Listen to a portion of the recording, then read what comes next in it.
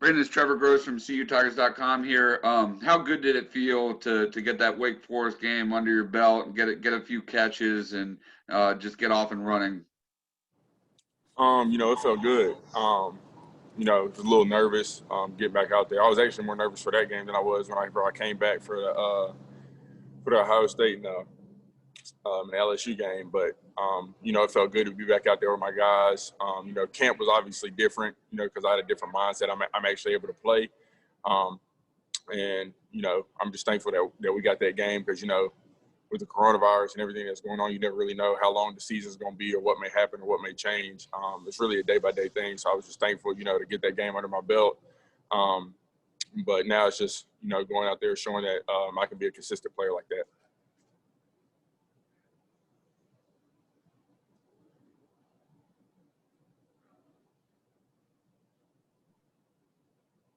How excited are you about you kind of reestablishing the tight end position at Clemson in the passing game? It's been kind of course, you were out all year last year, but it's been kind of dormant ever since 2016 with Jordan Leggett. But now you guys, between yourself and Davis Allen and JC and Jalen, you've got a real good group. It's all about just igniting the fire and just letting other guys know. Whether it be other guys on the team or even guys in the position group that the tight ends can make plays. And then we just have to go out there and prove it. When your number gets called, you have to take advantage of the opportunities. And like I said before, you have to show you can be consistent because if you just do something one time and, you never really do it again, then, how good is that? It's not really that good. So, you just try to go out there and, we just try to be the best group that we can be in the run game and in the pass game. And just try to make plays when our numbers are called. And I think that, our confidence is growing. I think that Wake Forest game helped us out a lot. It showed guys that, that we can play, we can make plays. And I think that'll be a big thing for us moving forward.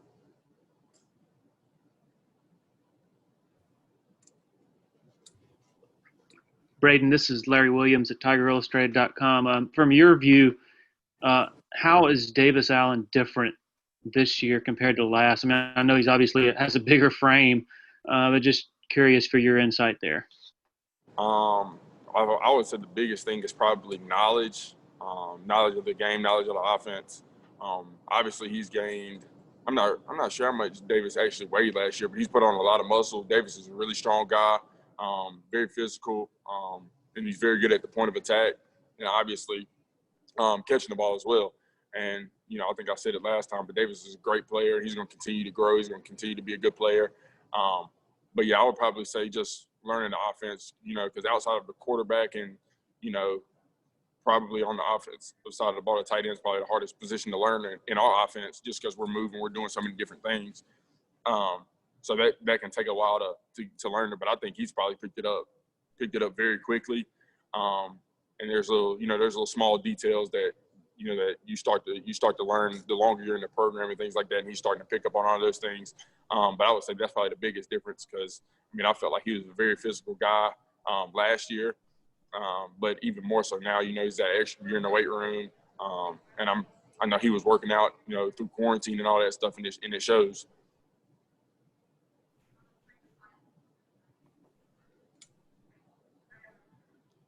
Braden, this is Pete Uiagalelei from the AP.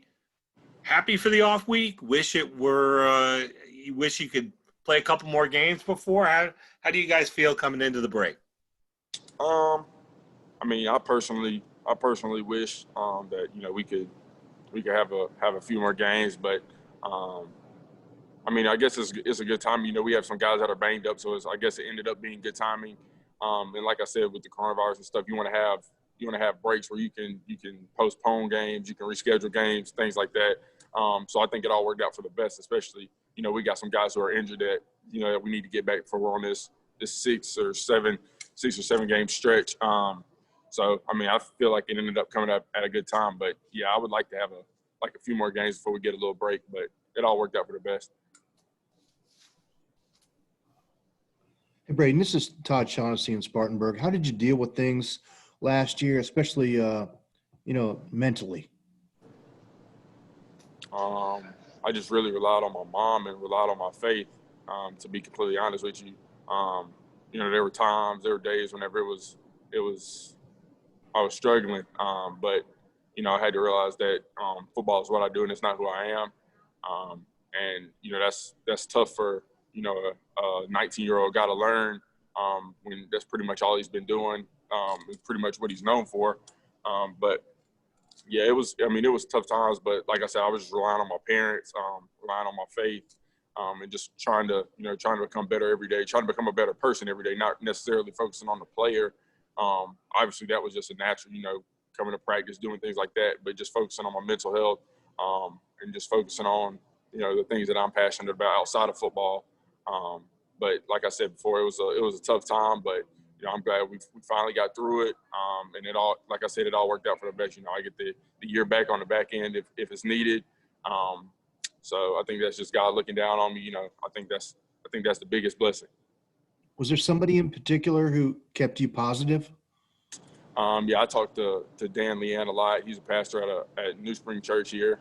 I still to this day eat lunch with him pretty much either every week, every other week.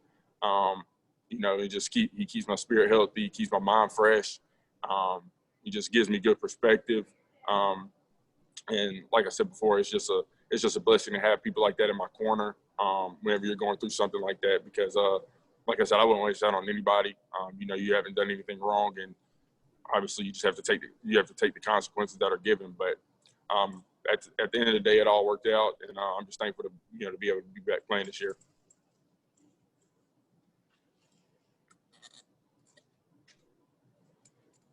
Braden, this is Larry Williams again. Obviously, during a game or even a practice, you guys are locked into what you're doing. But how hard is it when Trevor has the command of the game that he does and is just sort of playing a different game? How hard is it to keep from just marveling sometimes at some of the throws that he's making? Yeah, when you're in the game, when you're in the moment, most of the time, you can't really. I don't necessarily pay attention to it.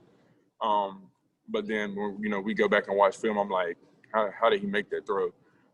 And there's just some things you question, like I didn't realize when we played Wake Forest, I ran the corner to the field, and I didn't realize how hard of a throw it was, but he just made it look so easy that I think a lot of people just like kind of overlook it because they expect that from him. And that's what he's shown, in practice every day since he's been here. So a lot of things that he does on an everyday basis comes as a surprise to some people, who don't see it all the time. But I mean, he's obviously the best quarterback in the country, and he continues to make, amazing throws, whether it be in practice, whether it be in the game. But yeah, I think sometimes you have to see it multiple times, and you have to realize that, okay, yeah, that was kind of a hard throw before you actually, because sometimes he just makes it look too easy. With Amari, how much more of a diverse threat is he as a receiver this year than before? It seems like he's now catching balls sort of all over the field now. Oh yeah, he's playing. I think he's pretty much playing all over the field. I think he knows every single receiver spot. So I think Amari is just like I really think he trains himself and he works like a pro. He's one of the most determined guys. As you can see, he came back from ACL surgery and in a quick amount of time, quicker than your average time. And I just think he's one of the best leaders, and he's one of the best guys on the team, if on or off the field. But yeah, he's learned everything, and I think he stepped up in that role because Ross is out. We have a young receiving corps, so we just have to have guys be able to play a lot of different positions, be able to move people around. And Amari would be the first guy you put at the 9 or at the 2 or at the 5, no matter whatever we're doing. He knows all the route concepts, and he's just a very smart, intelligent football player. So that helps him out too. But yeah, his determination and his work ethic is what sets him apart from other receivers in my eyes. Hey, Braden, Josh from the Post-Courier here. To that end, what was it like to see Frank Ladson have that big game with career highs and catches, receiving touchdowns and receiving yards? Yeah, that's big for Frank, and I think it's big for anytime when those guys get a chance to they get a chance to make plays and get a chance to build their confidence, because we're gonna need it going down the road. I think that was a big game for Frank. I think he might have missed a few, or wish he could have had one back against Wake Forest. And obviously, you know, he just let that roll off his shoulder. And he made plays against the Citadel, so that was big for him. I know that boosted his confidence a lot. And like I said, we need as many people as we can, you know, going on this stretch. So we need everybody to have that confidence and have that tenacity about them and be able to go out there and make plays. And that's exactly what Frank did. Have you noticed him? Does he feel more? Has he felt more confident in the last couple of days? Yeah, I think you just once you get used to the routine and you get used to the rhythm of, you know, being here. I mean, it's kind of hard when you're a freshman. You know, you don't really know how much you're gonna play, what you're gonna do. You know, you're looking at guys like T. Higgins and guys like Ross, who are just like superstars, and then you're thinking, man, it's never gonna be like that with me, or things like that. And you just need to focus on, you know, being the best version of yourself and just being the best that you can be. And I think Frank and Joe and all those receivers are starting to understand that they don't have to compare themselves to, you know, to receivers before them, and they just need to go out there and focus on being the best version of themselves. And I think that's why they're going to be, you know, great receivers. And I just think that's the biggest thing. When you just focus on being the best version of yourself, then everything else will take care of itself. Hey, Braden. David Hood. I think that Larry's question about Trevor was fantastic, talking about the throws that he makes. We hear that DJ has that same kind of arm strength. What have you seen out of him in practice or maybe a game? Has there been one throw that stands out? And kind of how would you compare him? You were around Trevor when he was a freshman. Kind of compare him to Trevor at the same point. I would probably say, you know, off the field, you know, they're to themselves a lot. They have dry humor. Like, they're not really trying to be funny. They're not really jokesters, but, you know, some of the things they say can just come off as funny. But as far as playing, I think DJ's picked up the offense fast. And I think that, you know, when Trevor got here, it was kind of like it was a battle of like who would be starting, you know, who would do all this. And I think DJ's been actually able to come in and just learn under him. And just know that, okay, I can be here for a year and get all the knowledge I can from him, get the knowledge I can from him, and you know, that'll help me out later on down the road. And I just think Trevor's taking him under his wing. But I mean, there's so much. DJ's so strong. He's like 6'5", I think like 250, 2 something. So yeah, he's a very strong guy, and his arm strength is incredible. Yeah, he throws the ball very hard, very strong. But at the same time, I think he's in control of the offense. He's starting to be in control of the offense. He's starting to understand, you know, protection schemes and things like that. And I just think he's going to be a great player. Hey, Braden, it's Trevor again. What will you do with your break this weekend? Will you see your family down the road? Will you watch football, or will you just give your mind a break from football and all that? No, I'll definitely be watching football. I think the SEC starts this weekend, so I'll definitely be, you know, watching some of their games, seeing how they're handling things. But other than that, I'll just be, you know, relaxing. Probably stay on a schedule, you know, have 2 days off this weekend. But other than that, I'll just be, you know, around here, you know, watching football, just chilling. Any more questions for Braden? Braden, can you pronounce DJ's last name? And if so, did it take you a while to do that? I think it's DJ Uiagalelei. I don't know if that's right or not, but I think that's as close as I can get. I used to think it was Uiagalelei, but I think that's how you pronounce it, I think. About Tyson. Can you spell it? Can you spell it? Ooh. Uiagalelei.